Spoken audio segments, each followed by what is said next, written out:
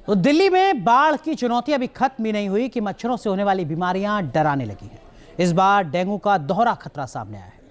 एक तो इस साल मामले बहुत तेजी से बढ़ रहे हैं और दूसरा इस बार खतरनाक टाइप 2 डेंगू का प्रकोप बढ़ रहा है। दिल्ली सरकार इसे काफी गंभीर नजर आ रही है इसे लेकर। तो वहीं पश्चिम बंगाल में हालात काफी गंभीर हैं। बावजूद इसके ममता सरकार इस पर भी सियासत करती दिख रही है।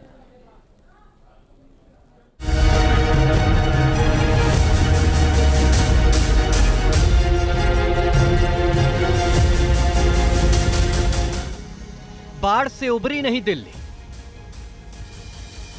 अब गहराया डेंगू का खतरा।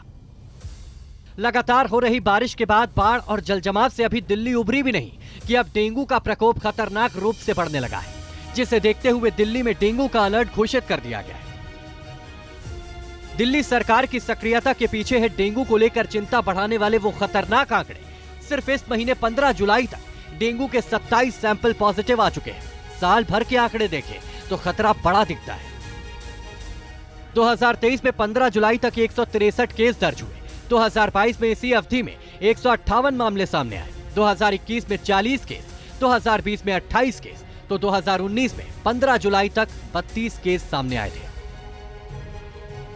यानी 3 साल पहले 2020 से तुलना करें तो अब तक इस साल 5 से 6 गुना ज्यादा डेंगू मरीज सामने आ चुके हैं। इतना ही नहीं, इस बार डेंगू और भी ज्यादा खतरनाक हो सकता है, क्योंकि डेंगू बुखार के 20 सैंपल की हुई जीनोम सीक्वेंसिंग में 19 सैंपल में इसके गंभीर स्वरूप टाइप 2 के होने का पता चला है। ये कितना खतरनाक हो सकता है, जरा वो भी जान लीजिए।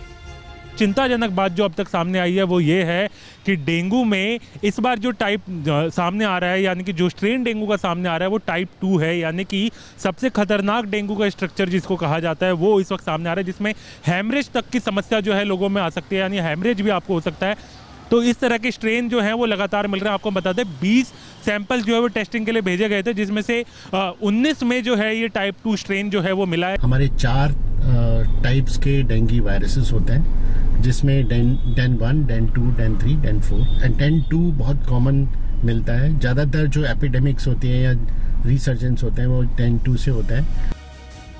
मच्छरों से होने वाले डेंगू के बढ़ते मामलों को देखते हुए मुख्यमंत्री अरविंद केजरीवाल ने एक उच्च स्तरीय बैठक की, जिसमें स्वास्थ्य, शिक्षा, एमसीडी, दिल्ली जल बोर्ड, दिल्ली कैंट बोर्ड समेत कई विभागों के अधिकारी मौजूद रहे, जिसमें अस्पतालों में डेंगू मरीजों के समुचित इलाज के पुख्ता इंतजाम पर जोर दिया गया।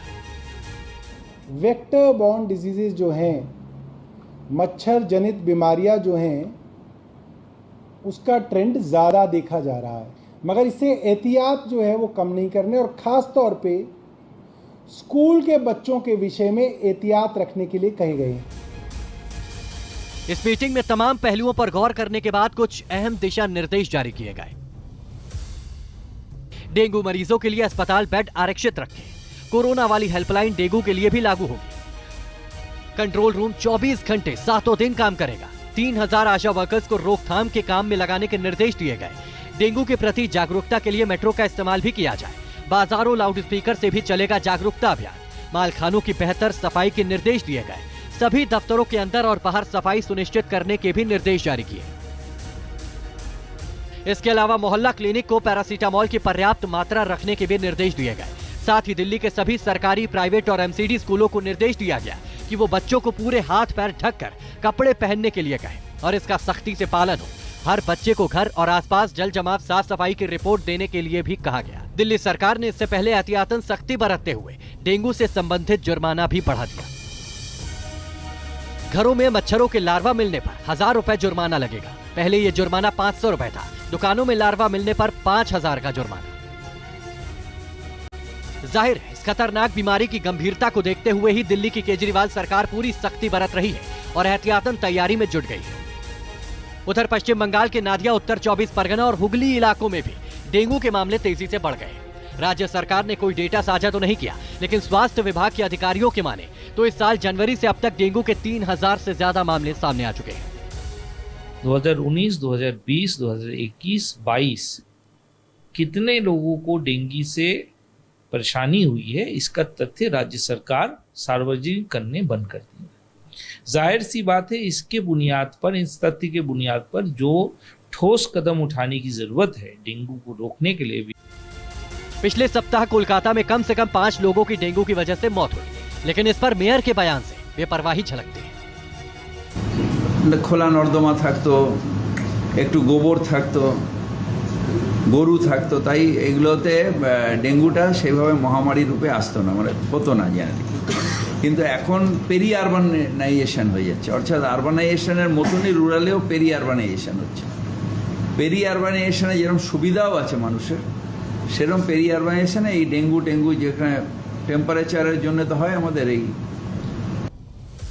सीएम ममता बनर्जी ने इस मुद्दे पर भी सियासत का मौका ढूंढ लिया और राज्य में डेंगू बढ़ने के पीछे बांग्लादेश से घुसपैठ को वजह बताते हुए इसका ठीकरा सीमा पर आवश्यक परीक्षण न किए जाने पर फोड़ डाला। जबकि डेंगू जैसे मामले को लेकर स्वास्थ्य विभाग को चाक चौबंद करना और जागरूकता फैलाना सबसे ज्यादा जरूरी है। Team news nation.